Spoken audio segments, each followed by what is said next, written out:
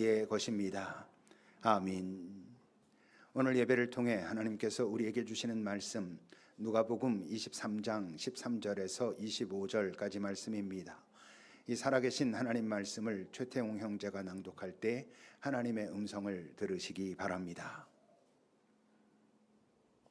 빌라도가 대제사장들과 관리들과 백성을 불러 모으고 이르되 너희가 이 사람이 백성을 미혹하는 자라 하여 내게 끌고 왔도다. 보라, 내가 너희 앞에서 신문하였으되 너희가 고발하는 일에 대하여 이 사람에게서 죄를 찾지 못하였고 헤롯이 또한 그렇게 하여 그를 우리에게 도로 보내었도다. 보라, 그가 행한 일에는 죽일 일이 없느니라. 그러므로 때려서 놓겠노라.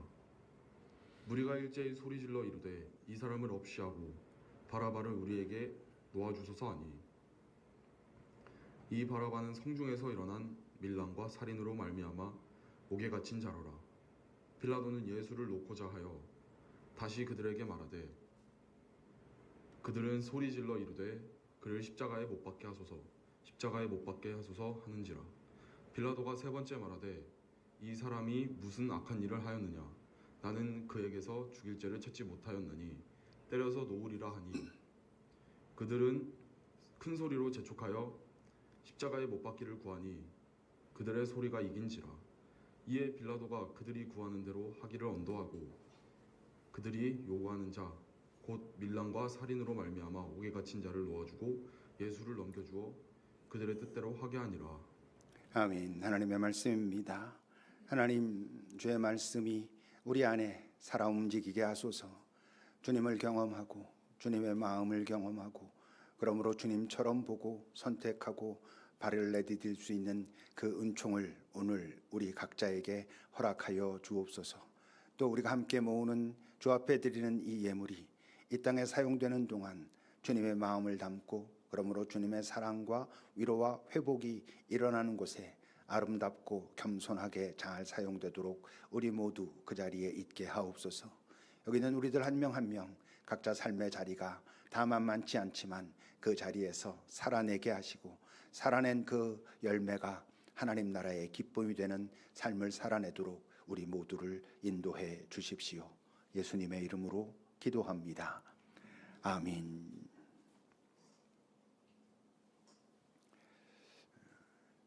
빌라도, 우리가 매주 신앙 고백을 할 때마다 나오는 그 이름 빌라도를 생각해 보면 어쩌면 그는 좀 억울할지도 모르겠다 하는 생각을 합니다. 암만 그래도 빌라도가 예수님의 죽음, 예수의 그 십자가 죽음에 가장 큰 책임이 있다고 말하는 건 좀 그렇지 않겠습니까? 근데도 오늘도 우리가 한 것처럼 본디오 빌라도에게 고난을 받아 십자가에 못 박혀 죽으셨다. 이렇게 우리가 암송하고 있단 말이에요. 근데 이제 여기엔 조금 오류가 있습니다. 이 사도신경의 원문은 라틴어인데 라틴어 원문에서 그 본디오 빌라도 앞에 붙어 있는 전치사는 수브라고 하는 단어입니다. 그 수브라고 하는 단어는 영어의 전치사로는 언더라는 겁니다. 바이가 아니라는 거죠. 그러니까 예수의 빌라도에 의해서 빌라도가 이런 의미가 아니고, 그래서 가톨릭 교회의 그 사도신경 번역은 본디오 빌라도 통치 아래서라고 번역하고, 성공회의 사도신경은 본디오 빌라도 치하에서라고 번역합니다. 그러니까 우리가 지금 말하고 있는 본디오 빌라도에게 고난을 받았다라고 하는 그 문장이 주는 뉘앙스랑은 분명히 다른 것이죠. 그러니까 본디오 빌라도가 그 유대 지역을 통치하고 있던 그때에 예수는 십자가에 달렸다, 이런 의미를 담고 있는 것이지요. 이제 그렇지만 예수의 십자가의 죽음에 책임이 누가 있느냐 없느냐라든지 아니면 누구의 책임이 더 크고 누군 그래도 좀 작다라는 건 사실 별로 의미가 없는 게 왜 그렇습니까?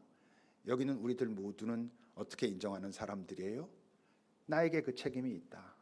예수가 십자가를 진 것은 나 때문이고 내가 그것을 책임지는 게 맞다 라는 거죠. 그 책임이라는 게 뭐 대신 어떻게 한다라기보단 나 때문이다.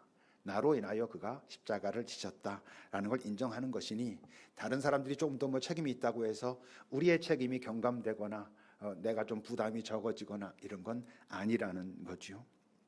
그런데 오늘 본문은 여러 사람들이 나오는데 도대체 그 예수의 십자가, 예수가 십자가에 달릴 때 누가 제일 결정적인 역할을 했냐, 누구 책임이 가장 크냐를 따지자는 데 있는 것이 아니고, 오늘 본문은 뭐 여러 가지 의미를 찾을 수 있겠지만 오늘 우리는 도대체 왜 그때에 예수께서 예루살렘에 입성하시고 잡히고 난 후 사람들에게 왔다 갔다 하면서 소위 재판을 받을 때 아무도 그의 편을 든 사람은 없었을까? 왜 그 자리에 모든 사람들은 예수를 거부했을까 하는 부분들을 한번 생각해 보려고 합니다. 굳이 따지자면 오늘 본문은 여러분 우리가 읽은 것처럼 빌라도가 가장 우호적이지 않습니까? 그런데 그 한 명 한 명 생각해 보면 아무도 예수에 대하여 우호적인 사람이 없습니다. 헤롯이라고 하는 왕도 등장하고 종교 지도자들이 당연히 등장하고 또 큰 소리로 외치고 있는 군중들도 등장을 합니다. 살짝 군인도 나오고 바라바라고 하는 그 강도도 나오지만 그들의 어떤 마음의 상태에 대해서는 언급되는 게 전혀 없으니까 우선 헤롯을 한번 살펴보겠습니다. 6절과 7절입니다. 그 위에 빌라도가 뭘 듣습니까? 사람들이 예수님을 끌고 와가지고 이 사람이 이 세상을 어지럽힌다 이렇게 고발을 했거든요. 빌라도가 예수를 신문하고 나서 보니 뭐 조금 문제가 있다고 할 수 있을진 모르지만 그야말로 죽일 만큼 사형을 당할 만큼 그런 죄는 없는데 라고 이야기를 하니까 이들이 계속해서 아예 아니라고 사회를 어지럽히는 사람이라고 막 그러니 이제 빌라도 입장에서 볼 때는 어떤 거예요?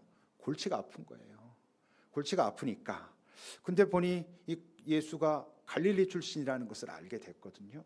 근데 그때 갈릴리를 지배하던 사람은 헤롯이었단 말이에요. 어제 제가 전체방에 올린 헤롯 안티파스라고 하는 그가 그때 갈릴리 지역을 관할하고 있었고, 그러니 예수 이 사람이 그쪽의 출신이면 헤롯이 저기 재판하는 게 맞네. 그래서 헤롯에게로 보낸 것입니다. 자, 그런데 헤롯은 또 어떻습니까? 그 뒤에 8절을 보시면 헤롯이 그 예수를 보고 기뻐합니다. 왜? 그의 소문을 이미 많이 들었거든. 그럴 수밖에. 이 사람이 갈릴리 지역을 관할하는 사람인데 예수님이 주로 사역을 갈릴리 지역에서 하셨잖아요. 그러니 그 헤롯의 입장에서 볼 땐 지금 우리 지역에 예수라고 하는 자가 나타나서 뭐 사람들을 좀 이렇게 모으기도 하고 얘기를 들어보면 병도 고쳤다고 하고 뭐 가르치는데 사람들이 놀라기도 하고 어떤 기적도 일어난다고 하고 그럽니다 하는 소식을 헤롯이 들었거든요. 그런데 자기가 일부러 찾아가거나 아니면 불러다가 이렇게 만날 기회가 없었는데 이제 그 예수를 만나게 된다니 이게 호기심이 생긴 것입니다. 그래서 또 한번 보기도 하고 뭐 기적도 행하고 그런다는데 정말 기적을 행하나 한번 시켜보고도 싶고 그래서 불렀는데 어땠다는 거예요? 예수님이 뭐라고 물어도 아무 대답도 하지 않습니다. 당연히 뭐 어떤 기적도 한번 해봐라 뭐 이랬을지 모르는데 안 하셨겠죠. 그러니 흥미가 없는 것입니다. 이거 뭐야? 별것 없네. 이렇게 되니 11절을 보면 헤롯이 그 군인들과 함께 예수를 업신여기며 희롱하고 빛난 옷을 입혀서 그야말로 조롱하는 거죠. 빌라도에게 도로 보냅니다. 내가 지금 봤더니 뭐 좀 있는가 했더니 아무것도 없네. 에이 뭐 내가 모르겠으니 뭐 처음에 당신이 맡았으니 당신이 하시오라고 보냈다는 거예요. 그러니까 헤롯도 별로 관심이 없습니다. 왜? 자기에게 어떤 유익이나 재미가 없거든. 그뿐만 아니라 자기에게 뭐 어떤 위협도 어려움도 주는 존재가 아니거든요. 그러니 별로 관심이 없는 것입니다. 그가 죽고 살고 큰 관심이 없고 오히려 헤롯은 이런 상황을 통해서 하나의 좋은 기회로 삼습니다. 어떤 좋은 기회? 12절입니다. 헤롯과 빌라도가 전에는 원수였는데 그날 서로 친해졌다, 화해했다 이렇게 얘기하죠. 말한 것처럼 지금 그 이스라엘을 팔레스타인 지역을 4지역으로 나눠 가지고 지금 지배하고 있었거든요. 지금 본디오 빌라도는 유대 지역을 그리고 안티파스는 갈릴리 지역을 이렇게 4개의 분봉 왕들이 뭐 빌라도를 포함해서 그런데 이제 빌라도는 로마에서 직접 보내서 하는 사람이니까 어떤 욕망이 있었냐면 이스라엘 전체를 자기가 다스리고 싶어 했고, 안티파스의 입장에서 볼 땐 자기 형이 쫓겨나고 지금 빌라도가 온 거거든요. 그런데 별로 사이가 좋을 리가 없는 거예요. 그런데 이날 사이가 좋아졌습니다. 공감대가 있거든요. 어떤 공감대? 힘을 가진 자라고 하는 그런 공감대. 그래도 나름 예수라고 하는 이 자도 이 유대 지역, 갈릴리 지역을 왔다 갔다 하면서 나름대로 영향을 끼쳤던 자인데, 자기네들은 지금 어떤 힘을 가지고 있어? 죽이려면 죽이고 살리려면 살릴 수 있는 힘을 가지고 있는데, 그것의 그 공감대가 나름 매력이 있거든요. 우리가 이런 힘을 가지고 있지를 다시 한번 확인하는, 존재감을 확인하면서 서로 나름 화해하게 되었다라는 겁니다. 그러니 이제 예수님은 다시 빌라도에게로 오게 되었죠. 13절부터입니다. 이제 빌라도가 대제사장들, 관리들, 백성들을 다시 불러 모으고 말합니다. 너희가 이 사람이 백성을 혼란케 하고 미혹케 하는 자라고 그래서 내게 끌고 왔는데, 너희들이 본 것처럼 내가 다 자세히 신문에 봐도 뭐 너희들이 고발하는 것처럼 그렇게 죽을 만한 일을, 그런 죄를 내가 도저히 찾지 못하겠고, 내가 그래서 헤로데게까지 보내가지고 그에게도 한번 살펴보라고 했는데 그도 뭐 그렇게 별것 없는데 라고 해서 다시 나에게 보냈다. 이 사람 죽일 일이 없는데 너희들이 이렇게 뭐 막 그러니 뭐 또 어쨌건 문제가 아주 없다고는 할 수 없으니 내가 그냥 때려가지고 내쫓는 걸로 그렇게 하자라고 이야기를 한 거예요. 근데 이 지금 빌라도의 이 이야기가 왜 의미가 있냐 하면, 지금 빌라도가 그 땅의 통치자잖아요. 그 세상의 권력자잖아요. 근데 그 세상의 권력자가 볼 때 지금 어떻다는 거야? 문제가 없다는 거예요. 사회적으로, 정치적으로, 법적으로 큰 문제가 없다는 거예요. 그건 무슨 뜻이에요? 실제로 예수님 그 사역의 목적이 이 세상의 변혁이 아니었다는 거예요. 이 세상의 권력에 도전하고 이 세상의 어떤 질서를 바꾸는 것이 그분의 사역의 목적이 아니었다는 거예요. 만약 그랬다면 빌라도가 가만둘 수가 없는 거죠. 이 어떤 로마 권력에 대항한다든지, 이 세상의 질서를 자기 마음대로 바꿔가지고 어떤 다른 질서를 만들려고 한다든지, 다른 말로 하면 예수의 사역은 조금 더 좋은 세상 만들기가 아니었다는 거예요. 그리고 바로 그게 뭐예요? 그게 예수를 따르던 자들이 예수를 배신하고 등을 돌리게 된 이유입니다. 그들이 예수를 따를 때는 이분을 따라가면 지금 이렇게 우리가 뭔가 고난당하고 힘들고 어렵고 그런 이 질서가 바뀌지 않을까, 우리의 삶이 좀 나아지지 않을까, 조금 더 좋은 세상 되지 않을까, 하나님께서 하나님 백성에게 구원자를 보냈다면 그를 통해서 우리를 자유롭게 만들어주지 않을까, 이 땅 사는 동안 우리가 좀 더 좋아지지 않을까라고 생각했었는데 그게 아니니까, 그러니 그들이 예수에게로부터 등을 돌립니다. 그러니 예수의 사역은 굳이 말하자면 영적인 쿠데타 같은 것입니다. 그때까지는 영원 하나님의 나라를 부정하지 않지만 거기는 죽어서 가는 거고, 우리가 이 땅에 사는 동안은 어떻게 해야 하나님의 복을 받냐 하면 하나님께 충성하고 하나님께 잘해야지 복을 받는데, 그 복은 어떤 복? 이 땅에서 누리는 복이었거든요. 이 땅에서 장수하고 이 땅에서 부자가 되고 땅을 차지하고 이런 거고, 그것을 가르치고 그것을 통해서 백성들을 지배하고 조정했던 사람들은 사실은 세상 권력자가 아니라 종교 지도자들, 종교 권력자들이었는데, 예수가 왔다는 것은 영혼의 문을 열어 제치고 그야말로 오신 거거든요. 이 땅 사는 동안에도 영혼과 닿은 삶을 살 수 있고 살아야 된다고. 이 땅에서 너희들의 목숨의 끊어짐이 끝이 아니고 이 땅에서도 영혼과 닿은 선택들을 하고 살아갈 수 있다고. 다른 말로 하면 너희들이 이전까지 알았던 소중한 것들, 중요한 것들이 이젠 달라지게 됐다고. 다른 세계관, 다른 가치관을 갖는 그런 존재가 되어야 한다고 하니, 당연히 여러분 누가 저항하겠어요? 세상 권력자들은 별로 관심이 없어요. 이 땅에서 사회적으로 문제를 일으키지 않고 정치적으로 문제를 일으키지 않고 그 체제에 도전하지 않는 자들에게 굳이 뭐 억압할 필요가 뭐가 있겠어요. 그런데 영적인 권력을 가지고 있던 자들은, 영적인 권력을 누리고 있던 자들은 예수가 완전 방해꾼인 거예요. 지금 이 세상도 그럴 수 있다고요. 지금 이 세상도 우리 소위 종교 지도자들 또는 종교 권력자들이 정말 무엇을 말하고 있는지, 정말 영혼과 다 있기 때문에 이제는 우리가 이 땅에 사는 동안 소중한 것이 달라졌다고, 이 땅에 사는 동안 우리가 정말 가치 있게 여겨야 하는 것이 무엇인지 알아야 한다고, 하나님의 복이라고 말할 때 그 하나님의 복을 받기 위해서 우리가 애써야 되는 건 맞지만 그 복이 뭐냐고, 당신이 좀 더 건강해지는 거냐고, 당신이 좀 더 부자가 되는 거냐고, 일이 조금 더 잘 풀리는 거냐고, 그것을 싫어할 이유는 없지만 그것이 하나님의 복의 핵심이 아니라고 우리는 이제 말해야 되는 사람들인 거예요.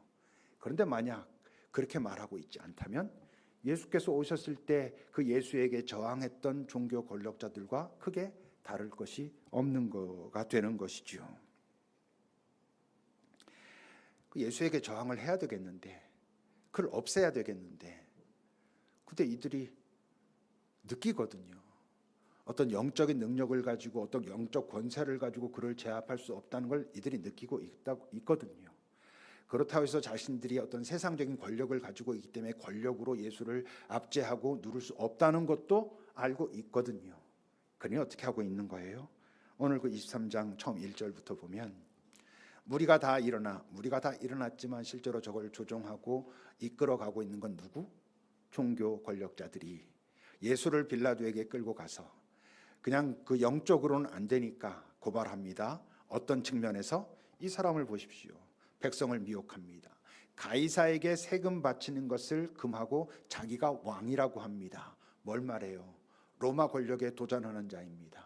지금 이 세상을 어지럽히는 체제를 전복시키겠다고 하는 자입니다 라고 하는 거예요. 근데 빌라도가 보니까 아니거든. 사람들 같이 다니면서 사람들과 뭐 이야기 나눈다고 하고 사람들의 뭐 병을 고쳐준다고 그러고 이러지 어떤 체제에 대해서 도전하는 것을 실제로 본 게 없거든. 그러니 안 돼. 이렇게 말합니다. 계속 말합니다. 5절입니다. 더 강하게 말합니다. 아니라고.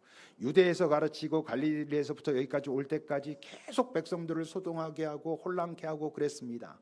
계속 방치하면 지금은 안 그렇게 보일지 몰라도 언젠가는 로마의 위협이 될 겁니다. 이 자를 그냥 둔다는 건 당신이 로마에 충성하는 게 아닙니다. 뭐 이런 협박 비슷한 것까지 막 하잖아요. 그래도 아니 그렇게 죽일 만한 죄는 없어. 그렇게 함부로 사람을 죽일 수는 없지. 지금 빌라도가 그러고 있는 거예요. 나름 지금 빌라도가 가장 우호적이라니까요.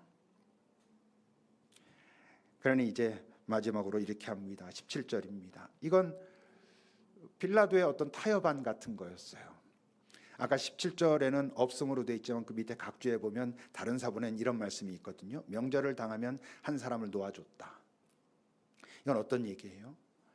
지금 예수 이자에게 죽일 만한 죄가 없는데 이 군중들은 다 와가지고 아주 악착같이 덤벼들면서 이 사람을 죽일 만한 죄가 있다고 말하니 알겠다는 거예요.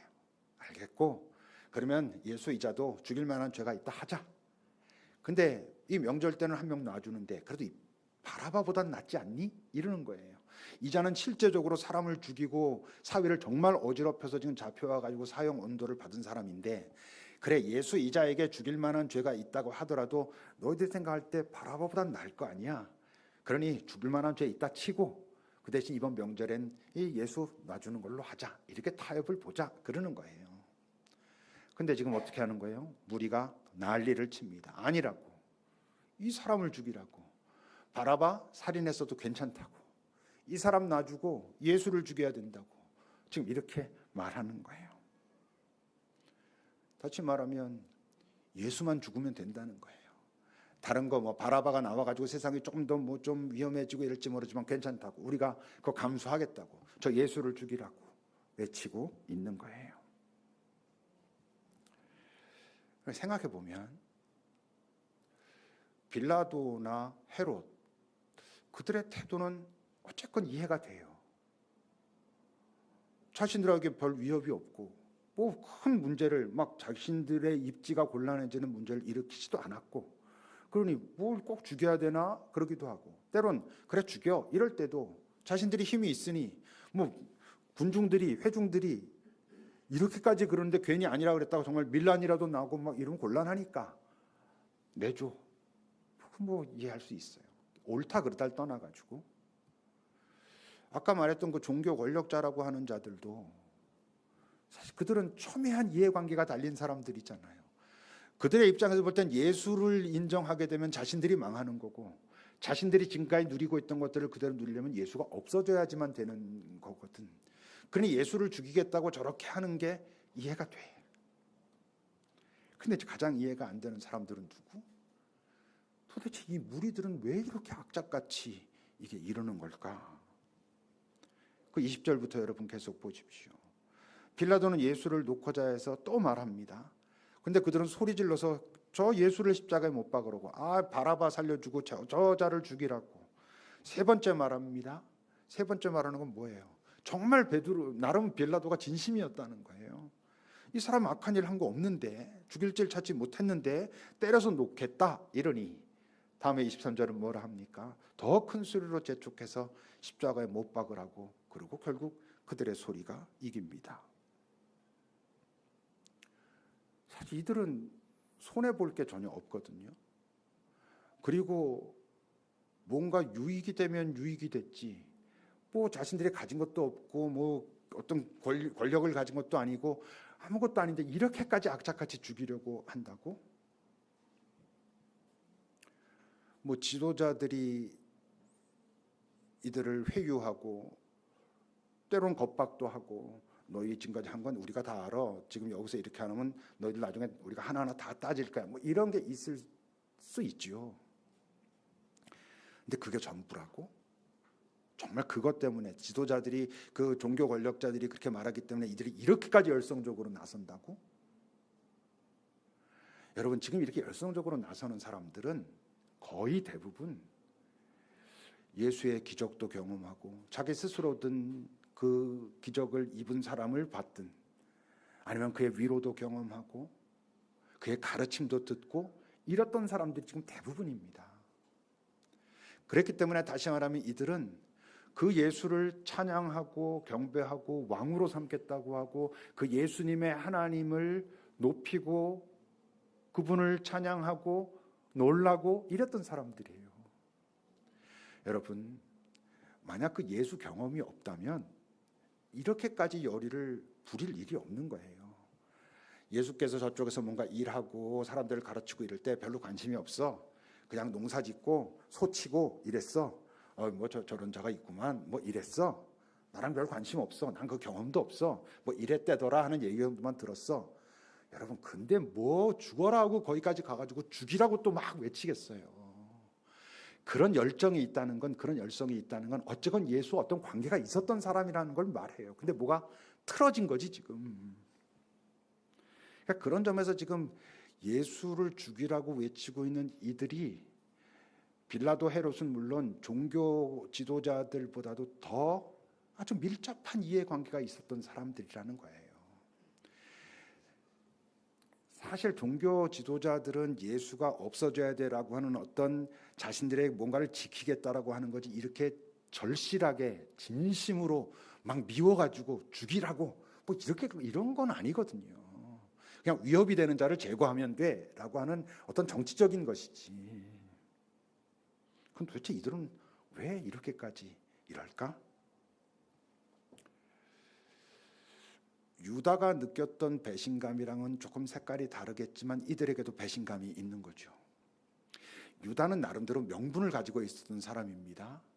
유다는 이스라엘을 회복해야 된다라고 하는 그 명분을 가지고 예수 운동에 참여했는데, 예수님을 보니까 안 그러니까 그래서 느꼈던 배신감이고, 지금 이들은 자기 개인적인 배신감, 이분을 그동안 따라다니고 이분을 만나고 이분이 하는 얘기를 듣고 이분이 어떤 땐 고쳐주기도 하고 위로해주기도 하고, 그래서 이제 정말 내 삶이 뭔가 달라지겠구나라고 하는 기대가 있었는데, 근데 보니 이 정도였다고? 이렇게 아무것도 아니라고? 결국 보니 야, 저 힘이 진짜 세구나. 어떻게 요번에는 이분이 나타나가지고 이 어떤 게 좀 뒤집어질 줄 알았더니 저 힘이 진짜 센 게 맞구나. 이 세상 힘이, 빌라도가, 헤롯이, 그리고 저 종교 지도자들이 갖고 있는 힘이 정말 세구나. 이 사람 뭔가 이 운동이 일어날 때는 뭔가 좀 달라질 수 있을까 했는데 결국 한계가 있구나. 안 되는구나. 이러고 나니 이제 억울한 거죠 또. 뭐야, 지금까지 내가 자기 이렇게 따라다니고 다 할 수 있다라고 생각하고 내 인생도 달라지겠다라고 가졌던 그 기대도 다 억울한 것이죠. 이런 사람들일수록 여러분 힘이 지금 어디에 쏠리고 있느냐에 예민하거든요. 옳은 것이 어디냐가 아니라 강한 것이 어디냐에 예민하거든요. 강한 것이 옳은 거야. 뭐 이기는 게 강한 거야. 이렇게 얘기하는 세상이거든요. 그런 거에 민감해진 사람들이거든요. 그러니 그런 배신감과 그런 억울함, 그리고 사실 자칫 잘못하면 자신들이 불이익을 당할 수도 있겠다. 왜? 저들이 더 강하다는 걸 확실하게 알았으니까. 저들이 그냥 원래 강하구나라는 걸 알았으니까. 이제 그들이 그렇게 외치면서 속에만 담고 그 같이 외치는 사람에게도 꺼내놓기 힘든 또 저 밑에 있는 더 화가 나고 억울하고 이런 것들이 있어요. 그런 것들이 어떤 거겠어요? 내가 저자 만났을 때 내 속에 있는 거 다 드러냈거든. 내 속에 어떤 아픔, 어떤 상처, 사람들에게 그동안 말하지 못했던 거 다 꺼내놓고 그의 이야기를 들으면서 위로받았다고 생각했고 실제로 위로받는 줄 알았고 이제 내 삶은 달라지겠구나 이런 생각했었거든. 그래서 그가 말하는 새로운 삶이 좀 부담스럽긴 했지만 그런 삶을 나도 살아볼 수 있을까? 나도 가능하다고라고 하는 약간의 설렘과 기대도 있었거든. 그게 민망하고 허탈한 거죠. 그러니 정말 종교 지도자들과는 비교도 할 수 없게, 왜냐하면 이건 자기 존재의 문제니까 더 깊이 분노하고 증오하고, 그러니까 이제는 우리는 당신이 필요 없어. 정말 당신이 죽어 없어졌으면 좋겠어.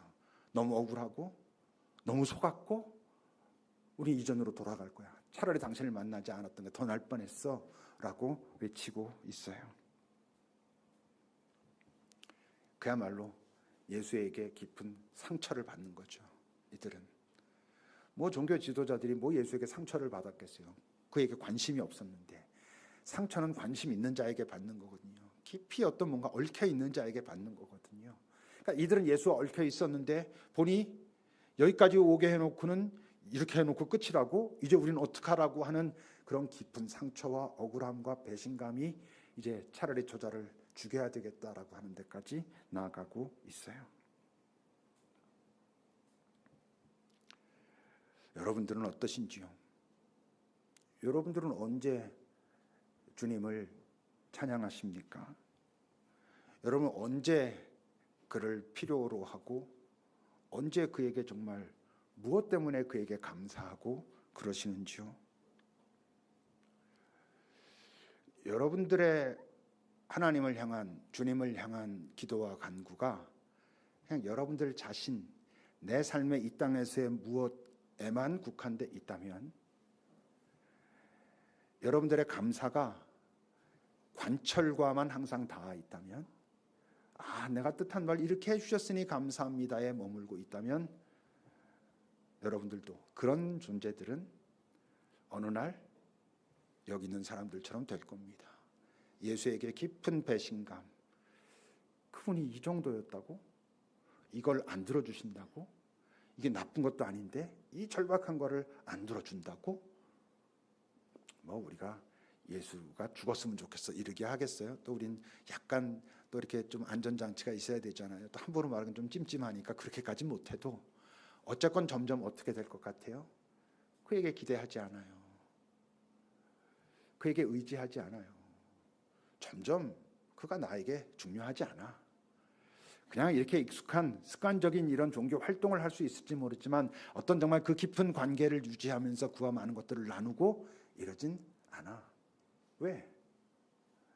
내가 기도하는 거에 대해서 그가 별로 관심이 없는 것 같거든. 내가 뭐가 얻어야 감사를 할 텐데 감사할 거리가 없거든. 사람들이 그런 고민하죠. 목사님 믿고 기도하라고 그랬는데 기도하고 나서 그게 딱 주님이 들으실 걸로 믿지 않는다면 이루어질 것도 기대도 하지 말라고 그랬었는데 믿고 기도하면 이루어지는 게 맞지 않습니까? 믿고 기도해야죠. 근데 믿고 기도하는 게 내가 믿고 기도하면 내가 기도하는 이 안건이 성취될 걸로 이루어질 걸로 믿습니다가 아닙니다, 여러분.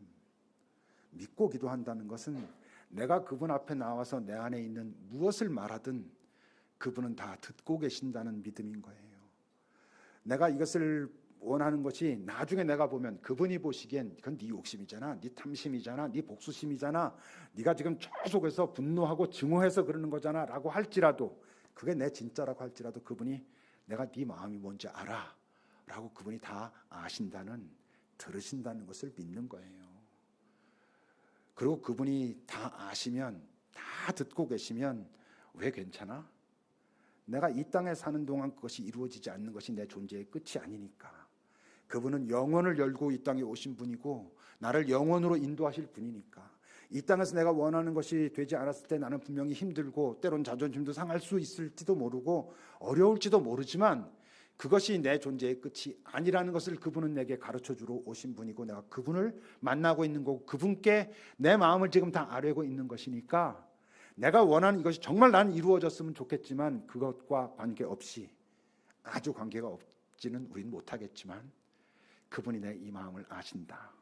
다 듣고 계신다. 그리고 이것이 세상이 볼 땐 에휴 저 손가락질 할지라도 주님은 이것까지 다 아신다. 그걸 믿고 그분께 가서 아뢰는 거예요. 감사도 하나님께서 하시는 것 아니라고 하니까 이제 감사를 해야 돼 말아야 돼 이렇게 말하기도 하고 그래요.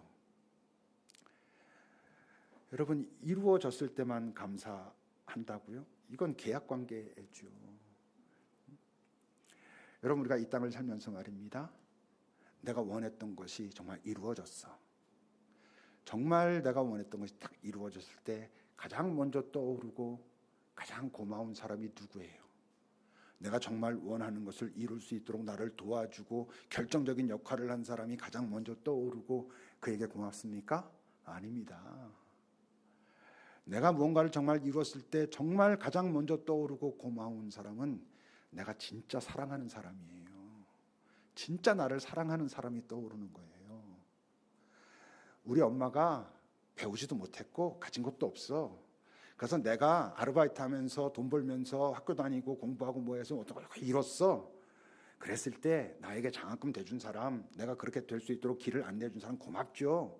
근데 그보다 그 어려운 속에서도 나를 항상 지지하고 사랑하고 미안해하고 이랬던 엄마 생각이 먼저 나는 거예요. 그에게 감사하는 거예요. 그리고 그 엄마한테 그럴 수 있다면 내가 뭐가 안 됐어, 원했던 게 안 됐을 때 내가 그 안 되게 막은 나의 원수, 뭐 안 된 뭐 그게 먼저 떠올라요? 아니에요. 바로 그 엄마, 나를 사랑하는 그가 먼저 떠오르는 거예요. 내가 실패했어도 여전히 나를 지지하고 나를 품어주고 나를 기다려주는 그가 있다. 그게 떠오르는 거예요.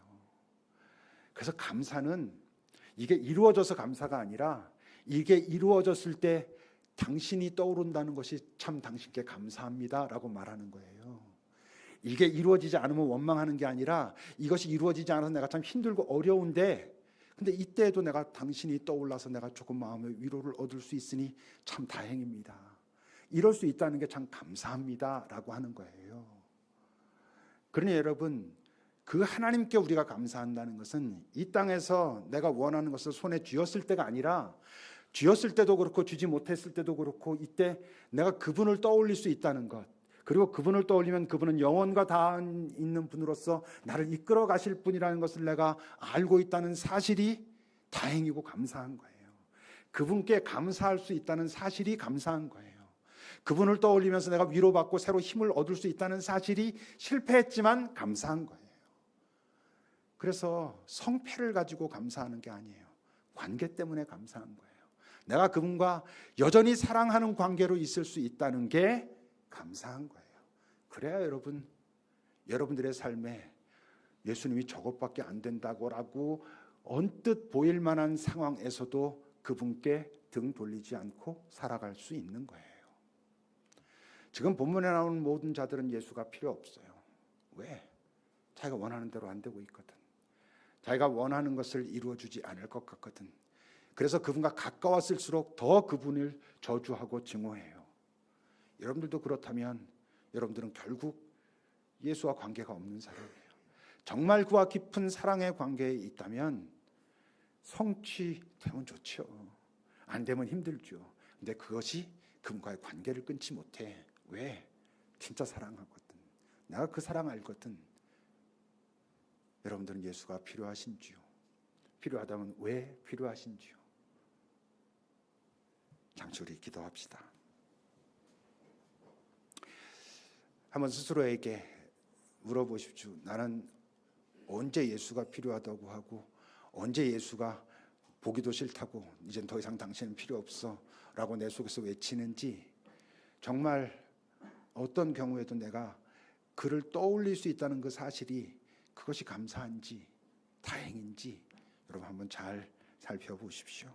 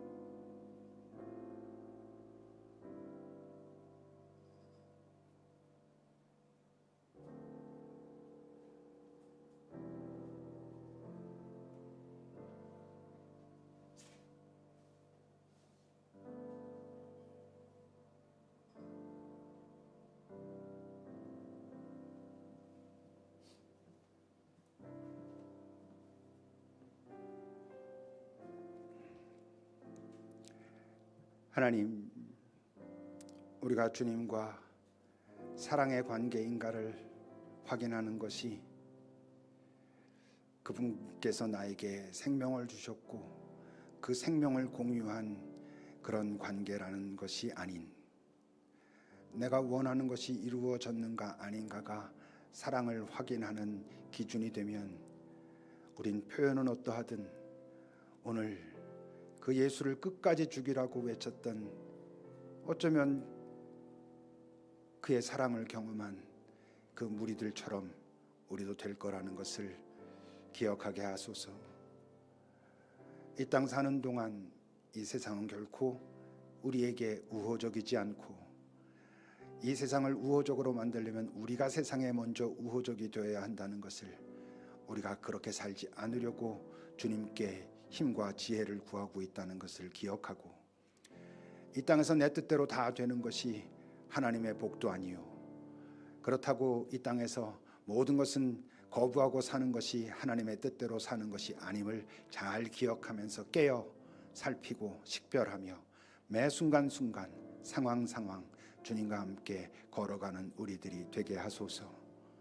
오늘 나에게 너는 언제나 내가 필요하냐라고 물으실 때 네, 그러합니다 라고 조심스럽지만 진심으로 대답할 수 있는 우리들이 되게 하소서.